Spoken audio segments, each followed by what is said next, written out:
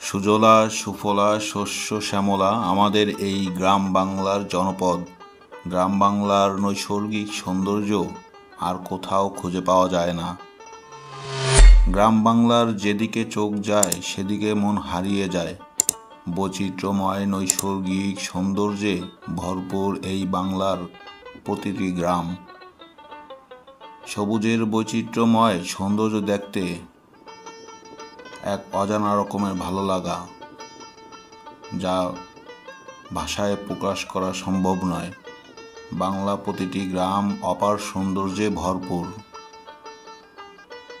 বাংলার প্রাকৃতিক সৌন্দর্য উপভোগ করার আনন্দ অন্যরকম হয়ে থাকে।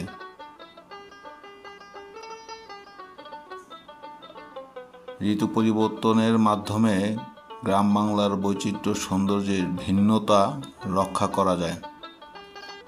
সবুজের চাদরে মোড়ানো অপরূপ সৌন্দর্যে মন কেড়ে নেয়।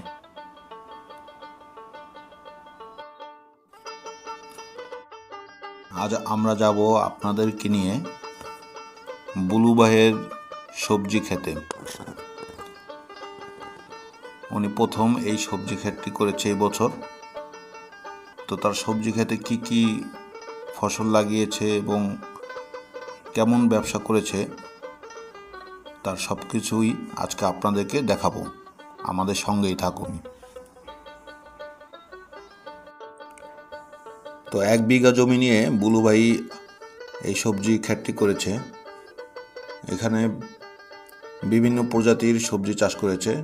এর ভিতরে কুমড়ো গাছ, লাউ গাছ, বেগুন গাছ, টমেটো, সিম, তারপর মরিচ গাছ, আরও বিভিন্ন ধরনের সবজি এখানে চাষ করেছে।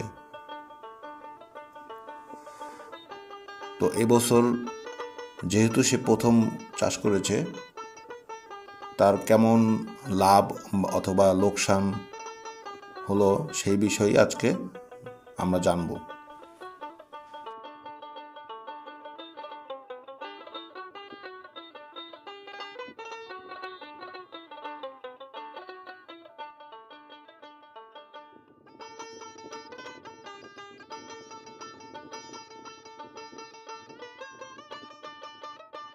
আমার নাম মোহাম্মদ বুলবুল খান। বুলবুল খান না? জি। এই খাতের মালিক আর কি আপনি? জি। আপনারা দুজনেই না? আপনার নাম কি? ইয়াজ আলী খান। তো মানে এটা হলো প্রথমবার আপনারা শুরু করছেন। তবে আমার মনে হয় এটা প্রথমবার, যেহেতু আপনারা মানে ডেভেলপ হবে, লাভ হবে ইনশাল্লাহ। আশা করা যায় না।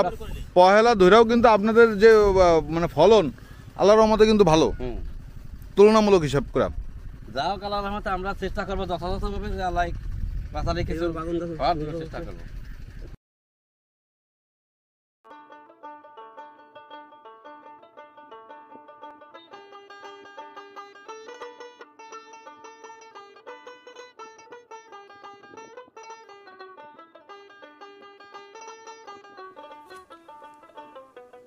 ক্ষেতের ডান পাশ দিয়ে লম্বা সরু খাল চলে গিয়েছে। মূলত সবজিগুলো তুলে নৌকায় করে এই খাল দিয়েই চলে যাবে বাজার পর্যন্ত। এখানকার বেশিরভাগ মানুষই চলাচলের জন্য এই খাল ব্যবহার করে। আর বিভিন্ন ধরনের মালামাল নেওয়ার জন্য এই খাল অনেক গুরুত্বপূর্ণ ভূমিকা পালন করে এখানকার বাসিন্দাদের জন্য।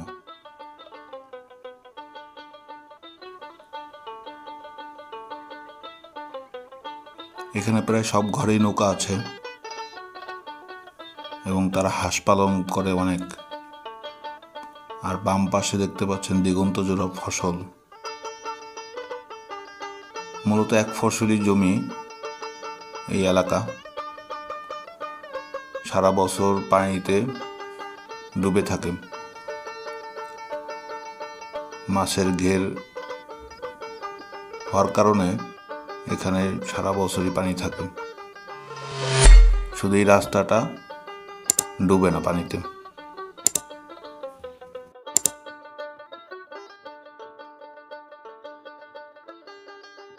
কুমড়া কি পিস হিসাবে বিক্রি করে দেন? আমরা এত বেশি নেই, আমরা একটাও বেশি নেই। ও এখনো বেচেন নাই না? আমরা একটাও বেশি নেই, আমরা নতুন করে কুমড়া একটাও ভাঙি নেই, আমরা বেশি নেই, দাম ও। নাই এজন্য ভাঙি নেই, যে পাই তো পাও। অল্প কটা দিন গেলে আপনার দাম বেড়ে যাবে আবার। হ্যাঁ, সেটাই, সেটাই। দাম বাড়বে হলো কারণ শীতকালও চলে গেছে তো, সবজির দাম আস্তে আস্তে আবার বেড়ে যাবে। বাইরে গেলে বানাইতেছে, আমাকে বানাইছি কিন্তু এখন কয়টা বসছে না। না মাশাআল্লাহ কত সুন্দর হয়েছে। হ্যাঁ, হ্যাঁ কুমড়ো দেখো না, কুমড়ো কত বড় বড় কুমড়ো, সকল তালা হয়েছে। মানে ফলন আল্লাহর মতো আপনাদের অনেক ভালো হয়েছে। আমরা সরব দিই বসেন, মানে সকাল থেকে নেবো তো।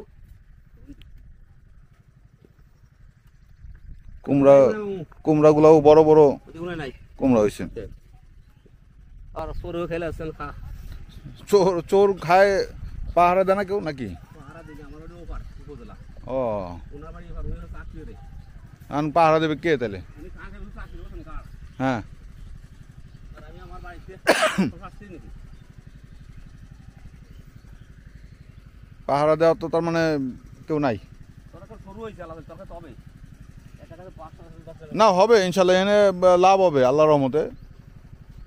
আল্লাহ রহমতে, আল্লাহ যদি তলায় না কোনো কিছু তলায় না, যদি আল্লাহ ওই সময় এখানে তলায় না না ভাই, কি কি ফসল লাগাইছেন এখানে?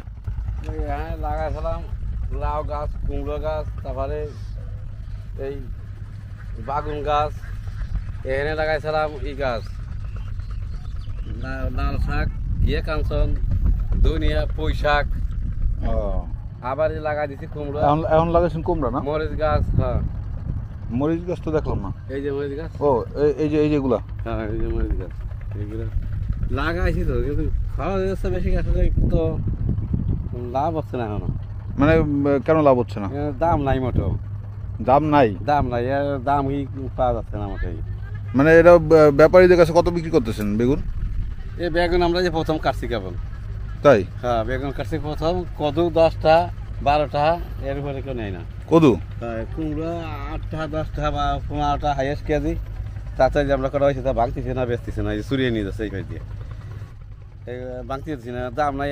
যে খরচ মানে করছি যে তা খরচ করছেন সেই খরচ কি উঠছে নাকি? না না, খরচ তো একবার তো কয়বার লাগালি উঠে তো ঠিক আছে, কোনো দাম নাই বলে তো এই জন্য আরো খরচ করি, কোনো কিছু করতে দিচ্ছি না। মানে পয়সা খরচ করছি, আসলে লাভ হচ্ছে না, কোনো ই হচ্ছে না। ঘুরিয়ে ঘুরিয়ে জমি কি আপনার নিজের নাকি না, লিজ নেওয়া? লিজ নেওয়া। হ্যাঁ প্রিয় বন্ধুরা, এতক্ষণ আমাদের সাথে থাকার জন্য আপনাদেরকে অসংখ্য ধন্যবাদ। আমাদের পরবর্তী ভিডিও পাওয়ার জন্য আমাদের চ্যানেলটি লাইক, কমেন্ট, শেয়ার এবং সাবস্ক্রাইব করে আমাদের সঙ্গেই থাকুন।